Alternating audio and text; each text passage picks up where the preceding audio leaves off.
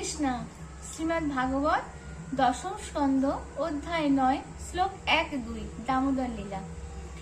একদা গৃহদাসীষু যশোদানন্দ বেহিনী কর্মান্তর নিযুক্তাসু নির্মমন্থ স্বয়ং দধি জানি জানি হবিতানি তদ্বাল চরিতানি চ দধি নিমন্তন্ন কালে সরন্তি তন্নদায়ত।